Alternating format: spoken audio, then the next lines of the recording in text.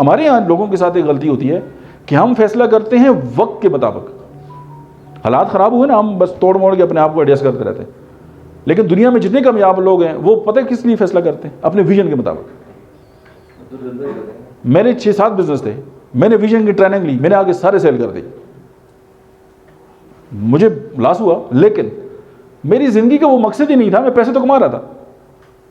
आपने ऐसे लोग भी देखे होंगे कि जो करोड़पति लोग हैं उनके पास दुनिया की हर आसाइश है, खुदकुशी करते नहीं करते?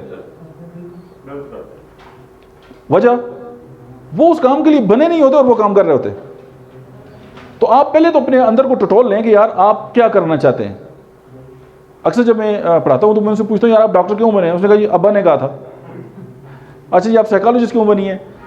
वो जी कहीं और एडमिशन नहीं मिला तो मैंने कहा चलें साइकोलॉजी में ट्राई मार लेते हैं। वो ना अच्छे साइकोलॉजिस्ट ना अच्छे डॉक्टर है। दिल से पूछे। तो जब हम अपने कोर से पूछेंगे तो फिर हम अपनी फील्ड के अंदर बहुत इफेक्टिव होंगे। मैं ये नहीं कहता कि आप अपने वालिदैन की नाफरमानी करें, इस बात का ये मतलब नहीं है, ना ये इसको आप अदरवाइज लें। हम हमेशा दूसरों की ज़िंदगी गुजारते हैं। जितने सीनियर लोग हैं दिल पे हाथ रख के बताएं आपने अपनी ज़िंदगी गुजारी है, अपने पेरेंट्स की गुजारी है? लेकिन हम ये तो कर सकते हैं ना, अपनी औलाद को उनकी ज़िंदगी गुजारने दें। इंजीनियर अपनी औलाद को इंजीनियर बनाना चाहता है, अब बेटे का आइडियल इंजीनियर नहीं है, वो तो ड्रम बजाना चाहता है, और कम से कम अच्छा ड्रम तो बजा लेना। हम उस स्किल भी छीन लेते हैं। और यहाँ पे एक और थोड़ी सी बात, आप एग्ज़ाम देते हैं, एग्ज़ाम में आपके नंबर आते हैं जी 8/10, 9/10, और जिसमें आपने 8/10 लिए ना, आप वो हैं, आप उसको पकड़ लें, बाकी सब छोड़ दें, बाकी आप रिसोर्स आउट कर दें, आप लोगों बाकी काम लोगों से कराएं। हम सारे काम खुद करना चाहते हैं।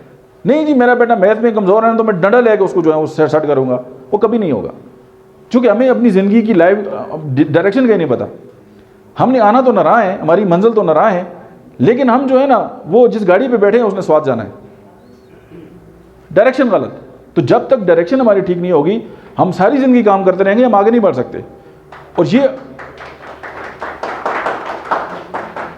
आपको याद दिला दूं, आपने मेरे साथ एक एफिडेविट भी साइन किया हुआ है।